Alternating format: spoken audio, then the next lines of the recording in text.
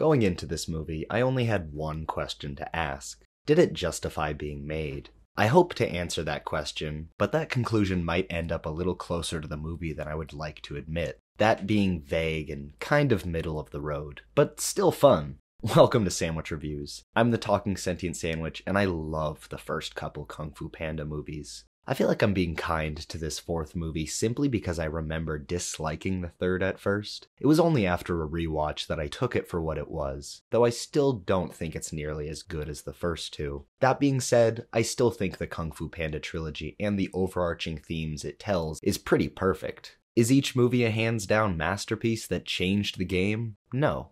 Not even close. But if you haven't seen them, watch all three, and I guarantee you will be surprised at how consistently great they are. It reminds me a lot of the How to Train Your Dragon trilogy. Of course, both are kid-centric DreamWorks animated features, but the similarities don't just end there. The first is the best, but not by that big of a margin. In fact, it could be argued that the second is just as good, if not better. And while the third isn't the best, it's somehow not the worst, unlike every other trilogy in existence. Except for Indiana Jones, which is a trilogy. So when they announced they were making another Kung Fu Panda, it felt almost sacrilegious, yet in the back of my mind, I couldn't help but be cautiously optimistic. The thought of seeing all of the villains return for a shape-shifting storyline was really intriguing, but nothing else in the marketing got me too excited for the release of this movie. In fact, the marketing seemed to make an effort to hide any kind of cool animated choreography, but I did manage to catch a little in one of the TV spots.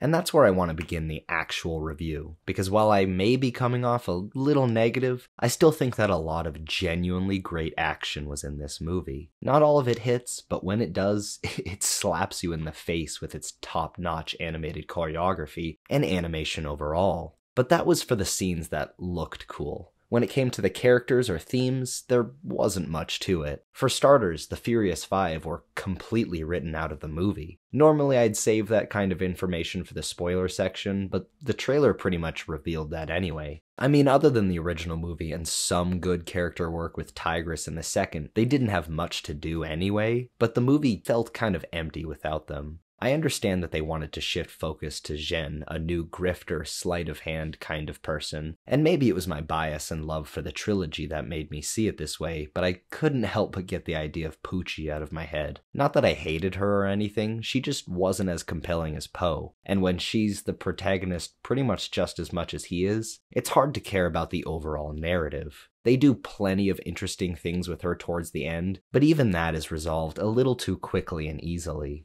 I could be viewing this movie at surface level purely because that's all my monkey brain was able to take from it on this viewing, but part of me doesn't buy that. There was an overall theme of change and being a good person, but there wasn't enough of it, or maybe just not enough focus on it. I mean, if you have a kid, bring them to this, they'll definitely love it. And it has enough entertaining bits to keep you from being bored. But otherwise, I'm not sure if this one is worth checking out. If you're willing to spend upwards of $10 for a couple of really cool looking hand-to-hand fights, go for it. But otherwise, Not that there's too much to discuss in the spoiler section in the first place, but from here on out, spoilers. There was a silhouetted fight that, while really cool, didn't last nearly long enough. I wanted that to last at least a minute instead of the 10 seconds that we got. Yet it wasn't too disappointing because the Po versus Po fight might have been worth the ticket price alone. That fight went full-on Upgrade with its cinematography, and I loved it. By the way, if you haven't seen Upgrade, definitely watch it. I doubt this is a hot take, but it's the Venom movie, but 10 times better. But anyway, other fights in Kung Fu Panda 4 did manage to stand out, including a fight in a house on a very precarious cliffside and a stylized opening, but not too much else emerged as great. I wish it was more than just a meh movie, but that's kinda what it was. One thing that I know should have been taken further is the themes driven home by the villain. Poe has a line where he says to her that she only changes on the outside, but that's as far as they go to relate her to the overall themes of the story. Her whole thing is about taking shortcuts to greatness and stealing it rather than getting it herself, and there is a lot of thievery in the movie as well. But all of this should have been focused on telling this captivating narrative in the movie. But from what I could tell, the filmmakers were more concerned with making an easygoing kid's adventure rather than discussing the morality of theft for survival. Not that that's the worst decision in the world. Like I said before, I had fun with it. So did this movie justify being made?